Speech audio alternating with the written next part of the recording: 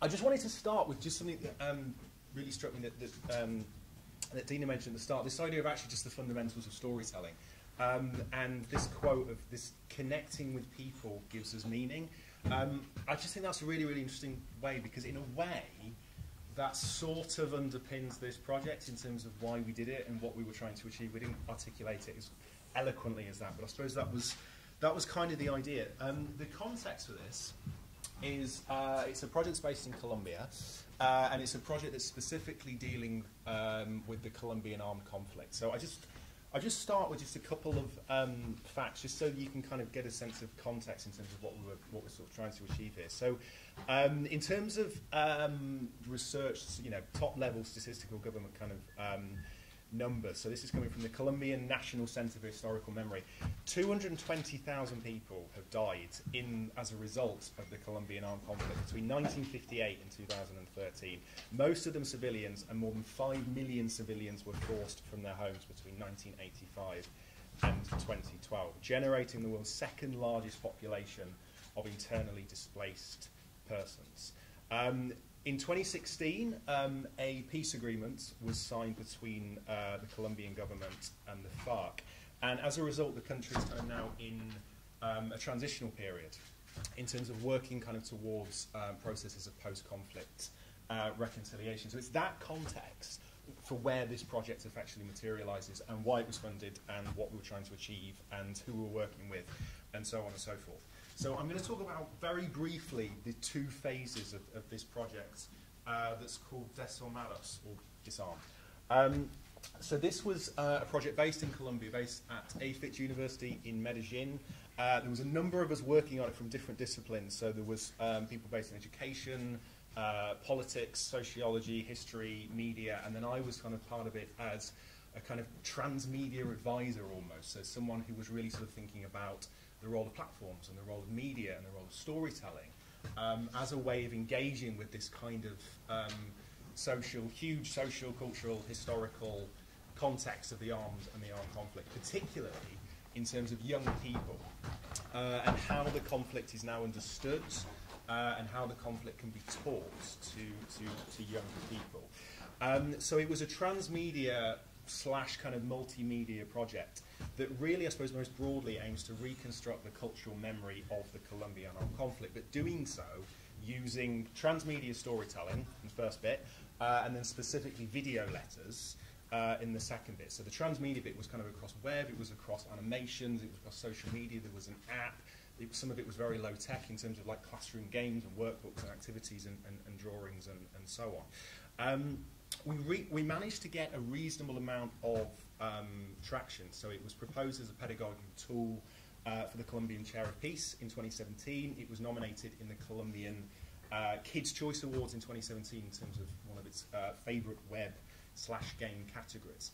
So as I mentioned, the aim really is to think about how can we harness the best of what transmedia storytelling, the best of telling stories across multiple media platforms. How can we take that and also the best of what things like video letters can achieve as a way of enabling the young people of Colombia, specifically in the city of Medellin, just because that's kind of where we were kind of based and we sort of have the resource to work with. How can we allow these kinds of, the younger generations to meet the different voices of the armed conflict? It's victims, soldiers, ex-parliamentaries, guerrilla fighters, so on and so forth, in a way that it allows all kinds of different people to tell their own stories, to tell their own experiences of what the conflict is, what it means to them, how it's impacted them, how it's shaped their lives, possibly for the worse, possibly for the better, and now culturally how it's understood and what it means. And how can we do that in a kind of more democratic way that sort of moves across different platforms and invites different voices into the discussion.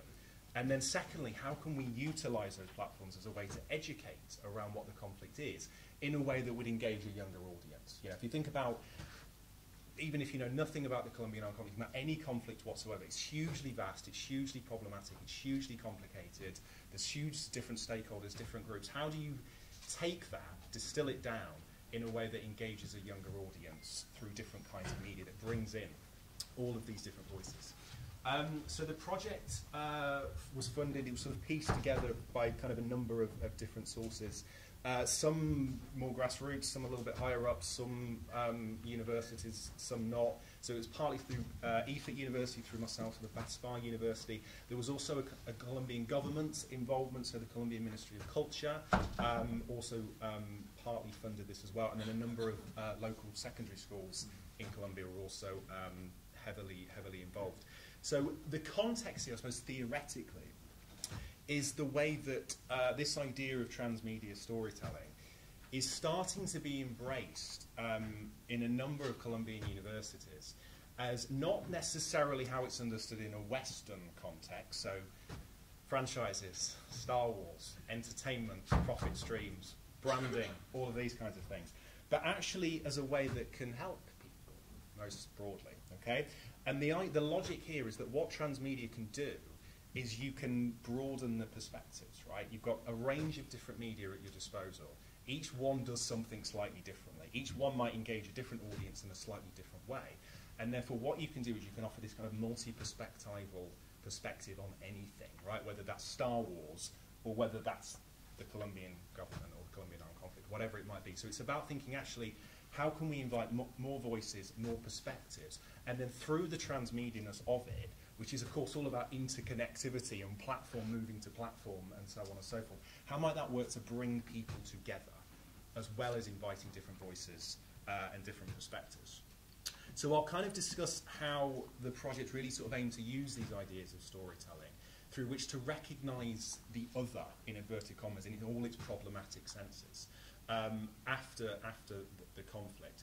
Also how it can help the transitional justice process in Colombia and promote a kind of more open dialogue, whilst in a very small way helping with things like reconciliation, helping with things to do with memory of the conflict, and helping with things to do with solidarity in Colombia.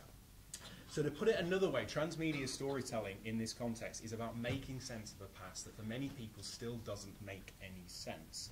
It's about narrativizing kind of what's largely unnarrativizable from one point of view, from one perspective, and making use of multiple perspectives through multiple forms of media. So there's a lot of research on with young people in Colombia that talks about how what we kind of see the armed conflict to be usually comes from TV, right, or the press. And quite often what happens there is you get a single perspective. Even if that's not necessarily the objective, just the nature of the medium, the nature of how the industry works, you quite often get a single kind of point of view, sort of, this is what the conflict is, this was who was involved, this is what's happened, this is the impact of it. And actually what that does as an implication is create groups, and it creates fractures, and also it doesn't necessarily help with understanding if you're not part of that world. Let's say if you're 12, for example. So it's about breaking that down and thinking actually educationally, how can we use media to do better than that? So the first phase was based on research, really. So it was based on huge data gathering research that was about recording in a variety of different ways. So it might be through letters, it might be through interviews, it might be through surveys, it might be through video letters, some of them anonymous, some of them not, with a range of kind of different people in the broadest possible sense, whether it's different ages, different generations, parliamentaries, victims, so on and so forth, really sort of thinking about actually what is the conflict, what does it mean to people, not in a sort of macro level, but in a micro level, on a personal level, on a human level, what does it actually mean? And how has it shaped people's lives? Again, for the better, but usually for the worse. If someone's grandmother, for example, has been displaced from their home, how has that affected the grandchild as well as the grandmother? And what's the relationship between, let's say, the parliamentaries, the ex-guerrilla fighters, and that particular grandmother? So it was about thinking in terms of memory, but the key here is about storytelling. It was about thinking about how can we narrativize these particular things. So hence the emphasis on writing letters or recording or taking images, really thinking about this as a personal, individual story. The reason for that is that there was then a kind of process of adaptation, okay? So it was about thinking, actually, how do we adapt all of these personal stories into something that makes sense as a sort of transmedia narrative, but also something that can then be used as educational resources, as a way of teaching the armed conflict to young people.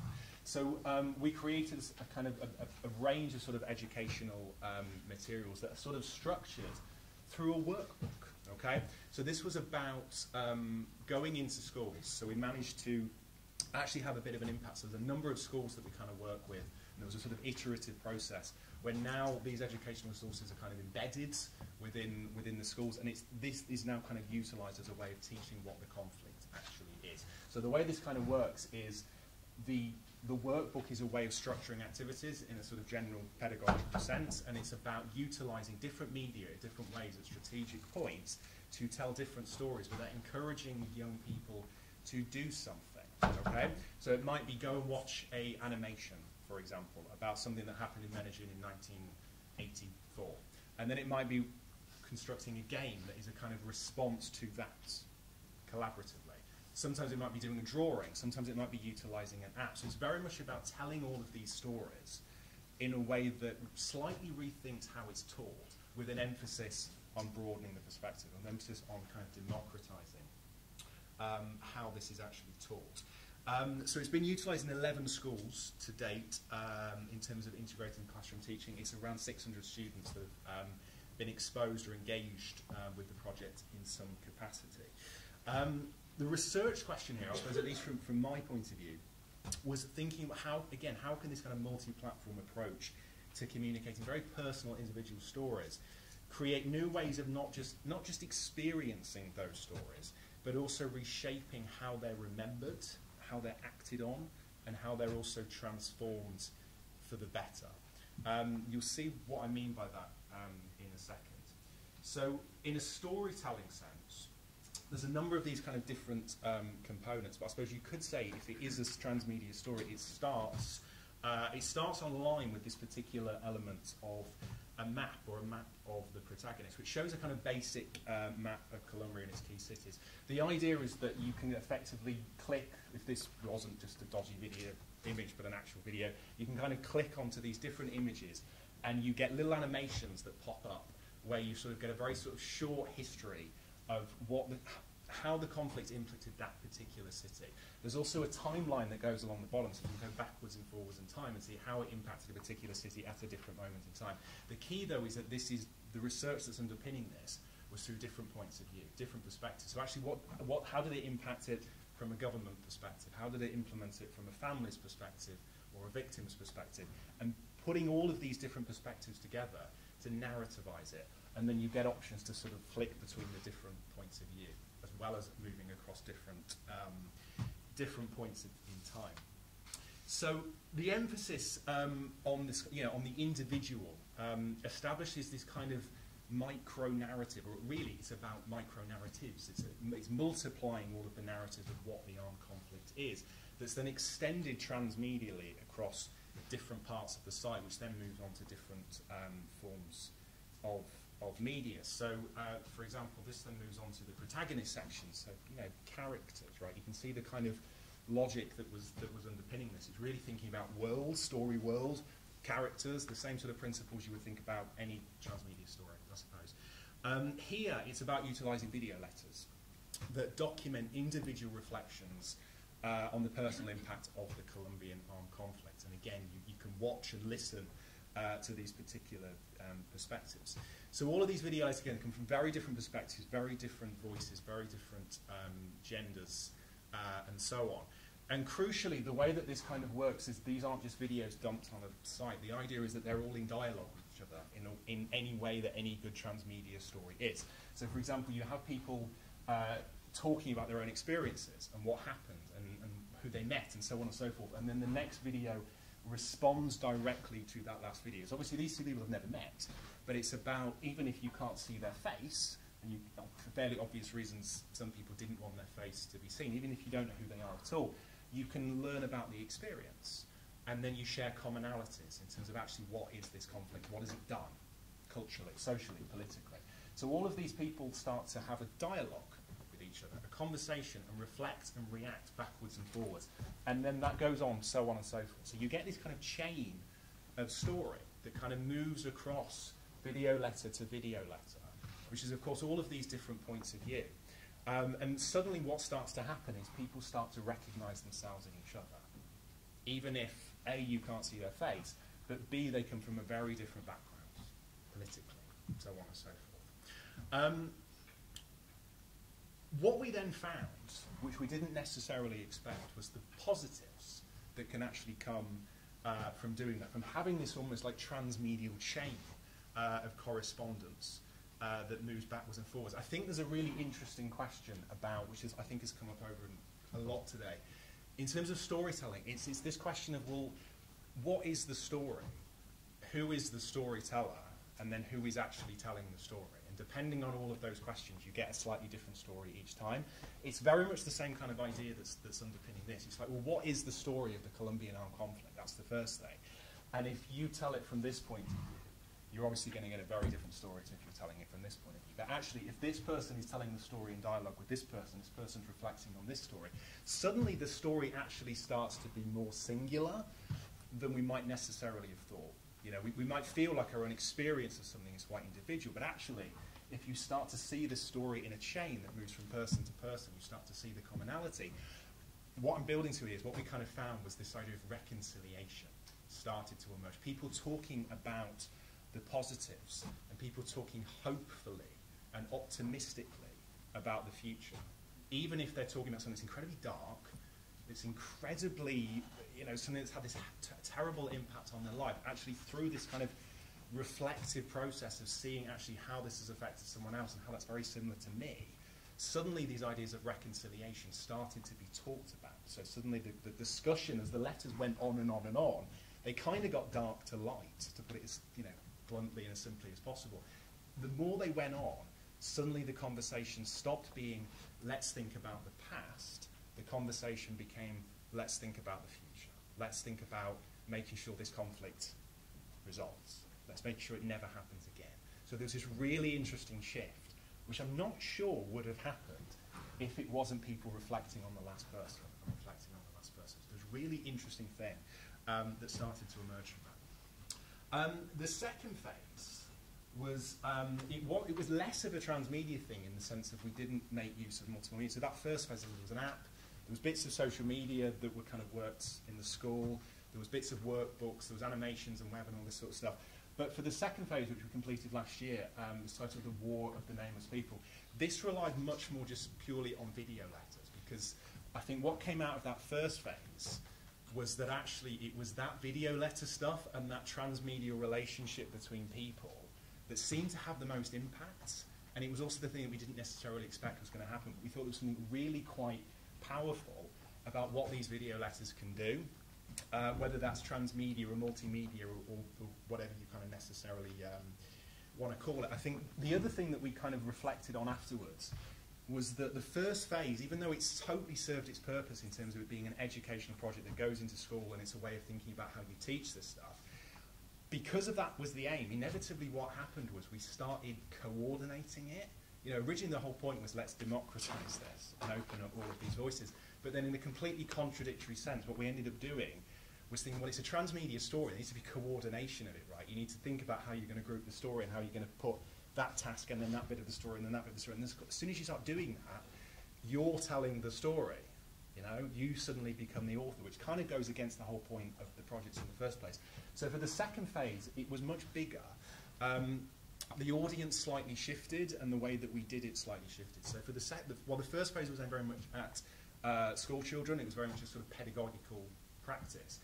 This second phase was broader, so it manifests as a website that's really takes the form of a kind of online journalistic resource, and there's a sort of photojournalism element to it as well. And this phase was about targeting teenagers who, by their own admission, haven't been affected by the conflict.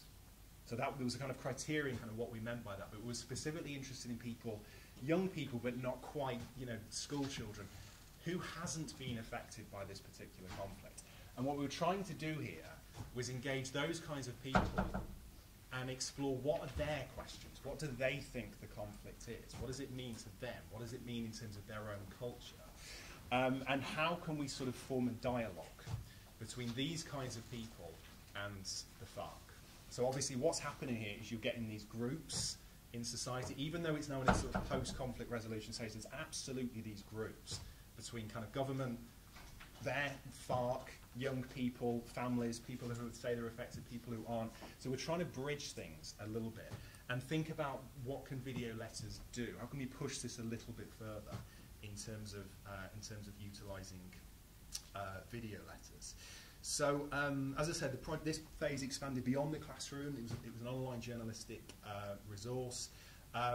We engaged just over 200 ex-combatants of the FARC, so FARC, Revolutionary Armed Forces of Colombia.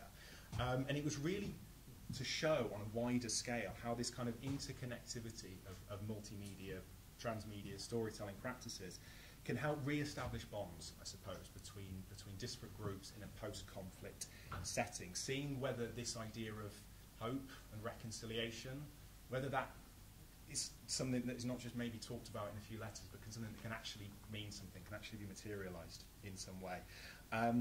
So, a quote here was Federico Montes, who's one of the territory leaders in Caqueta, where we worked primarily. More work like this is needed that attempts to foster recognition in the other, in the neighbour, and not as an enemy to overcome. And that really sums up what we were trying to achieve. You put video letters at the heart of that. Can it do that, basically? So for the production of the video letters, as I said, we focused on documenting in a very similar way to the first phase, around 200 ex-combatants of the FARC. It was based on visits to the Hector Ramirez Territorial Rehabilitation and Training Area in Caqueta, which is where one of the 26 territorial training and reintegration spaces is located. So the video letters aim to weave a sort of wider conversation between the youth, teenagers, and ex-combatants, building on these kind of earlier findings to do with media, digital storytelling, bringing people together, fostering reconciliation. So there was an attempt in this instance, even more so I think, to really humanize, to focus on the very simple idea that we all have a story to tell, and that story is incredibly engaging. And through the video letter format, it's very much about putting a face. And I mean in a face, not just in a literal sense, but a face in the sense of we have a story, we have a background, we have hobbies, we have interests, we have passions, we have likes, we have dislikes, and really putting that human aspect front and centre rather than the politics front and centre, which was the idea behind the video letters. So it was about humanising. Lots of questions were asked in terms of people's hobbies, as I say, philosophies, favourite football teams, so on and so forth. Workshops with students were held where kind of the video letters were created, and in these instances it was about questions. It was about questions to the FARC. And then simultaneously workshops with members of the FARC where video letters were also created as well. And similarly, it was all about a dialogue. It was all about one video letter responding to the next, even if that was in a Q&A sense. But more often than not, it was this idea of a chain.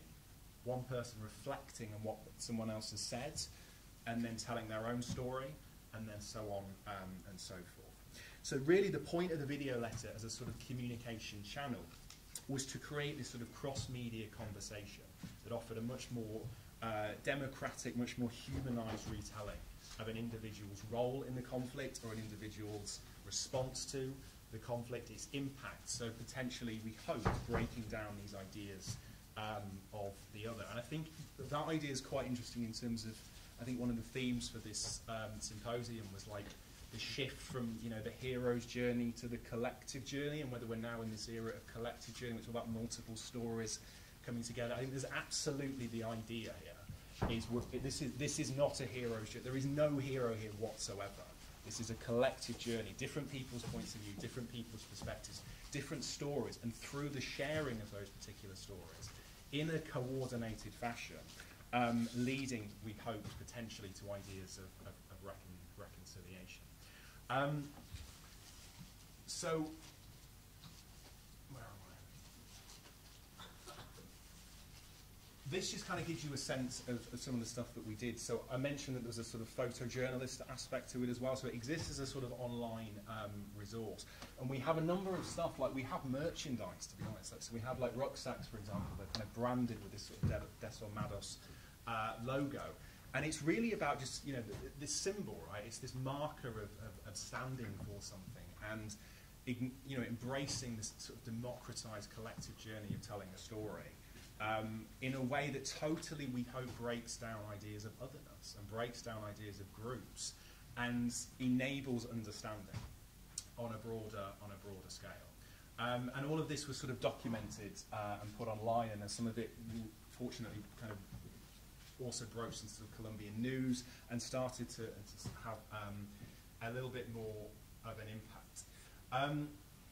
To date, particularly the educational materials, they've been utilised by around 22 teachers and 600 students. I've just got some very basic sort of top-level evaluation that we did, which I can go into more detail if you require, but I won't for time purposes. But what we found was that 86%, so this was based on the 600 students that were part of this, 86% stated in some capacity that the transmedial storytelling-ness of the format and of the materials and how they were constructed and how they were engaged with enhanced understanding of what the Colombian armed conflict was, particularly its history. 72% indicated that the video letter format from the second phase of the project created, indeed, a more democratic learning environment that inspired acceptance for others. Well, just over 69% implied that the project inspired hope and positivity for Colombia's future. So again, this idea of storytelling as a way that encourages people to look forwards rather than to look back was something that we didn't necessarily anticipate, but something that absolutely came out of the project, both in the two phases. I'm not sure quite what the reason for that is. Maybe it's simply about the momentum of storytelling, but it absolutely encouraged people to look that way, positively, hopefully, rather than to look that way negatively. So I think what this kind of project or what this kind of work demonstrates is, I think, really the continued significance of story, particularly in a culture that is arguably more fractured than it ever was, right? Particularly in a political sense. So with transmedia or multimedia storytelling encouraging more active, more engaging ways of communicating issues of social justice and adopting these kind of more multi-perspectival components across different media in a way that encourages a greater sense of democracy, access from different groups, from different parties, with different platforms working to engage with all of the complex, the nuances, the specificities of a particular social movement, including its politics, its cultures, its memories. The idea here is that all of those things are incredibly fractured, and what we can do in a transmedia environment is make use of the fractured nature of the media landscape, but do it in a slightly more coordinated way to try and make sense of something that doesn't make sense. So I'll leave it there. Thanks very much.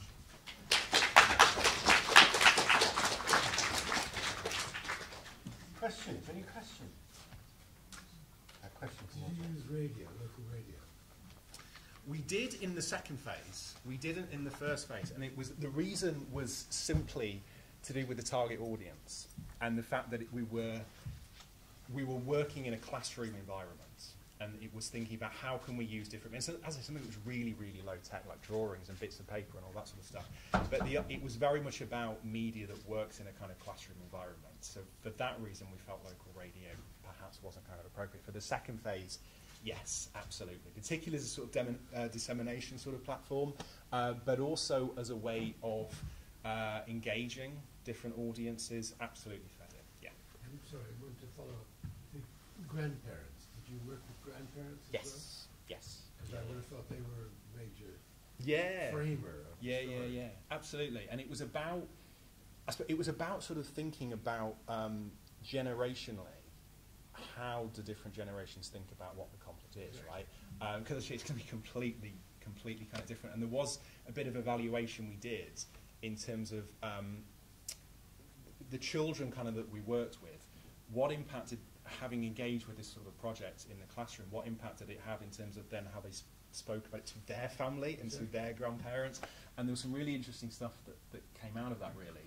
That was, obviously, I wouldn't go as far as to say it was about grandparents changing their perceptions at all, but there was very much the sense of the family dynamic had slightly changed because the younger generation were doing this. And there was a whole bunch of stuff that, I didn't talk about, but stuff that happened like outside of the classroom. So there was this sort of social media strand where students outside of the classroom started carrying on the activity and started, so they went to, particular streets where they've seen, okay, so this happened here, and then they were doing graffiti, and they were kind of commemorating particular things that sort of happened, and then documenting that just with their phones on social media. And then that sort of broadened it beyond the classroom, which was then shown to their families and so on and so forth. And as I say, there was a sense, at least with some of the families, it slightly changed how they spoke about it and how they kind of remembered it and reflected about it and so on. But sorry, the last point was that in Germany, of course, you had this, what did you do with a war daddy? And a lot of the Germans never spoke about their experience at all. Exactly. And people, also in this country, people would say they never, their parents or their grandparents would never talk about it. Yeah. And I just wondered whether this managed to open that up. It did, and that was part of the thinking. Actually, it was how do you open? When I say open dialogue, I meant also between families, right, and between friends. How do you kind of do that? And it did. In a number of instances, it absolutely did. In a number of instances, it also kind of caused conflicts, because you can imagine, in terms of the different perspectives and different points of view within a family. So I'm not going to say that didn't happen as well, but for the most part, it was much more this emphasis on actually, as I said, looking forwards, and through this process of reflection, and then obviously everybody knows that this isn't just them, but when you see there's that other person, and then that other person, and then that other person, and the relationships between you all, it does, for whatever reason, seem to encourage this. Let's look forwards. Great. I have a question here. How much notice would the government have taken in forming their policy then if they were involved in the... That's the next phase. So, as I said, we got some funding from Colombian Ministry of Cultures, which is part of the Colombian government. But to be honest, I think the reason why it's worked well thus far is because it's been very grassrootsy. So we did manage to get that sort of bit of buy-in. And the reason we kind of did that is because the project sort of totally feeds what the Colombian government is now trying to do in terms of its peace agreement. So it absolutely sort of feeds into that. But if I'm being honest, they didn't have that much involvement beyond that initial sort of funding phase. It's been very grassroots in terms of researchers and teachers and schools and academics and universities and so on and so forth. The next phase is to go beyond that. So we're kind of working with a number of government agencies and putting another bid together. And it's very much about actually, can we do a bigger version of this? So it's gone from classroom to a particular region. Can we go bigger again? That would absolutely feed into the Colombian agreement. I'm not quite sure how, but the fact we've got people part of the project and aware of it already should help. But that's very much the next stage: is can we make it more than grassroots, basically? Question, right? I'm going to have trouble framing this. Having listened to, shall I say, tape recordings of a transcript, and what is in a transcript gives a very different impression of what actually took place. Yeah. How much, because what is written about the conflict is a sort of transcript of particular people who are in the right place to write about it. How much is it that sort of listening to people speak,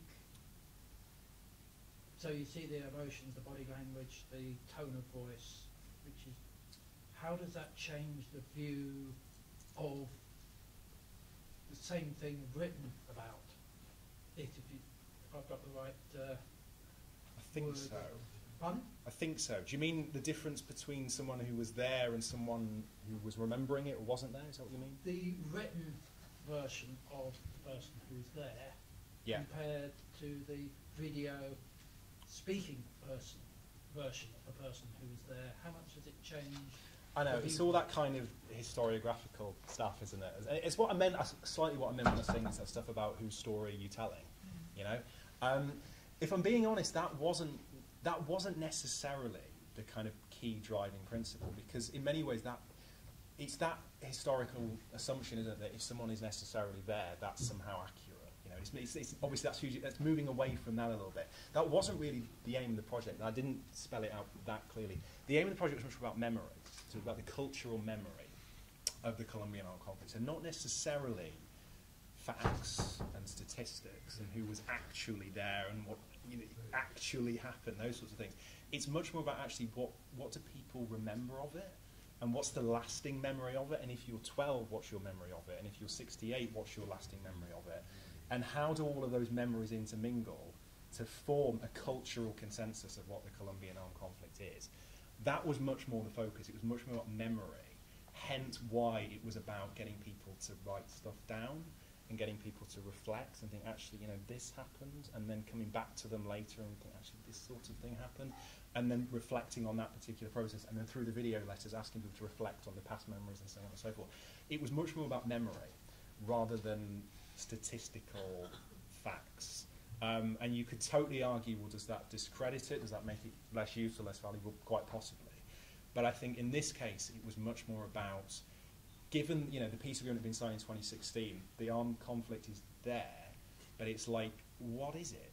Like, actually, what is it? What is the memory of it? How is it impacted? How is it affected beyond that political perspective you see on TV of what I did at the start? 55,000 did this and 60,000 did that. It was moving beyond that and thinking much more about personal memory to try and broaden our understanding of what it is. But the rationale was that through memory, it means you can actually teach it, rather than going 55,000 people did this and 60,000 people did this and this sort of thing. It suddenly becomes something that's teachable because it's human and it's based on memory and it's based on reflection, and you can engage and you can empathise and you can sympathise, and through those kinds of processes, the question was, would that enable understanding? Does that make sense? Is that kind of answer? One last question then. Colombian government has got forward in using story to basically disarm or de-escalate the conflict in Operation Crystal. Did this draw any of that into it from 10 years earlier? We were aware of it, absolutely. Not explicitly, no. What are you thinking in terms of particular practices? It was a very well reported and yeah. very well executed use of story to reach out to the emotional triggers of the FARC guerrillas in the jungle to bring them back to family. And you were talking about governmental support. That precedent should make that government more open to amplifying your great work. Yeah. Quite possibly. As I say, it was in the bid. It was very much something that we're kind of aware of. We didn't, as I say, in terms of particular practices, beyond it being about storytelling, as you said. I think you're right. I think the precedent for it probably helps us enormously. But maybe you're right. Maybe that is something we should go back to in terms of whether there's lessons that we can learn, particular practices. Yeah, exactly. Yeah, that's useful. Thank you. Do you think it would work in Northern Ireland? This comes up a lot. It's almost like, can you franchise this thing, isn't it? Yeah. I don't have an answer because I haven't thought about it or done it. I'm kind of generally of the opinion that the reason this works is because we thought an awful lot about the specific cultural, political context of Colombia, and then framed and devised the entire project around that. So I suppose what I'm getting at is a macro level, possibly there is a way of adapting again, but on a micro level, I assume you would have to change the storytelling, you would have to change the practices, you would have to change platforms, you would have to change strategy. I don't know. I think simply because, well, it's like anything. If you're telling a story, you think about who the audience is, right? And you have to cater the story to an audience. So based on that logic, I would assume that there is no one-size-fits-all approach to this.